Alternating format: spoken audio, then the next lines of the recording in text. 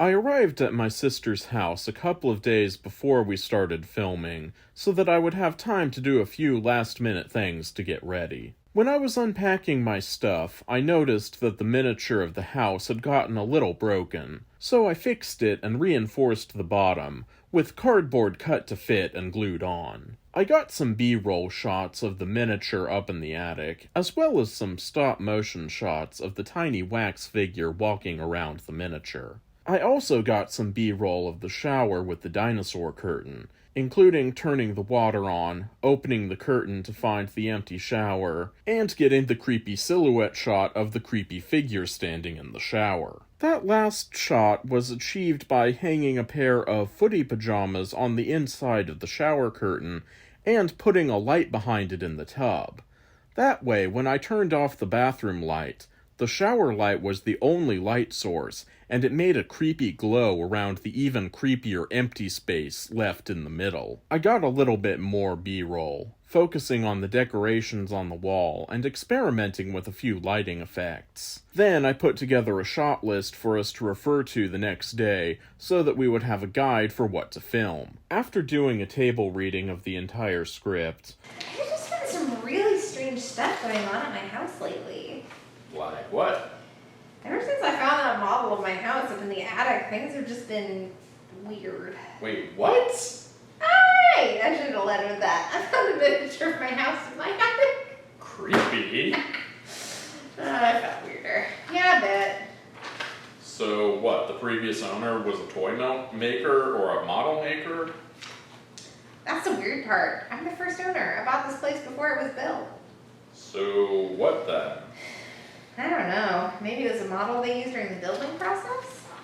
Maybe, but why would they work from a model? Wouldn't they just work from blueprints? Yeah, that's how I thought they did it, but they must have used a model. What else could it possibly be?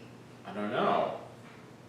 Awkward pause as they drink their coffees. we filmed the opening shot with the upside-down shot of the cross on the wall, panning back to reveal Maureen walking in the still upside-down shot, and then the camera flipping over to the right way up as Maureen walks by it. That was a pretty tricky shot to get, and it involved oral communication, so I knew that I would have to mute the audio in post and replace it. But we already knew basically what we wanted the shot to look like after having done a test shot before.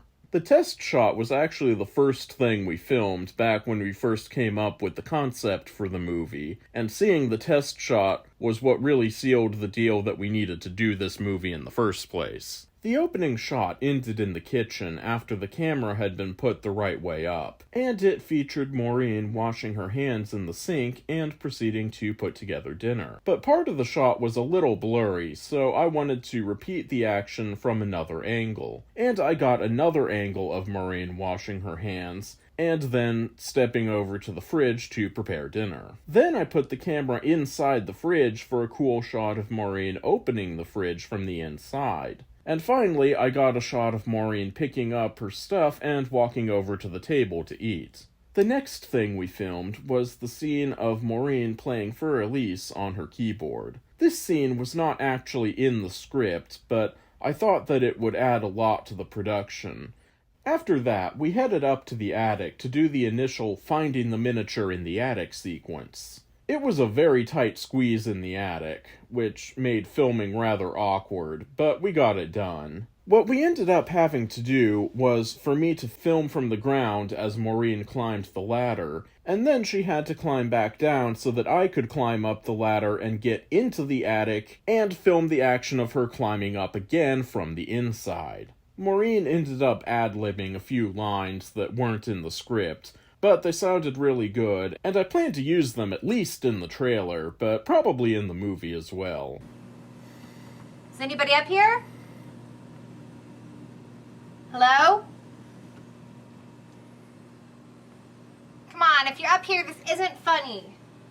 Once we finished with the attic segment, Maureen climbs back down the ladder, and I got a quick pan-around shot of the miniature with my endoscopic camera for the opening credits sequence. Then I climbed back down the ladder so that Maureen could climb back up to the top to get the miniature. I filmed her as she climbed back down the ladder holding the miniature, and then followed her into the house and to the table. But when we got to the table, we had forgotten to clear away the dishes from the previous scene. But that didn't matter. All I had to do was switch from the handheld camera following her to a stationary tripod camera on the far side of the table.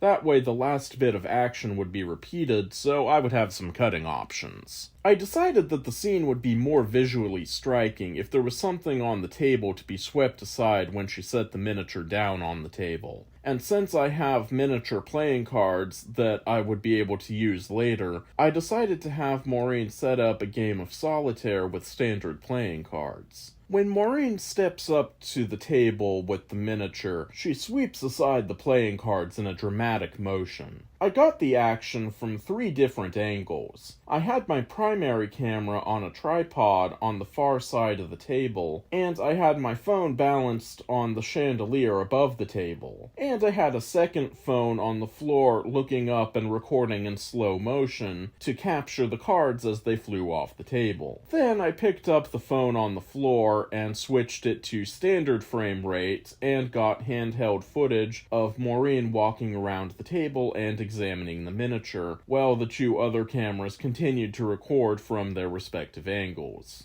Once we were done with that, I got one final shot panning over the miniature, this time zooming in on a tiny wax figure sitting at the miniature table. Then I got some more endoscope footage, now with the table backgrounds. And finally, we commemorated the end of our first day of filming by pouring glasses of Powerade from my Crowforest Productions decanter into Crow glasses and doing a toast. Maureen had gotten me the set of decanter and Crow glasses for Christmas for this very occasion, and doing this certainly made the production feel official.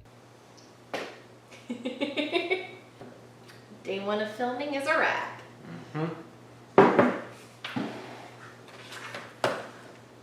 Day 1 wrap.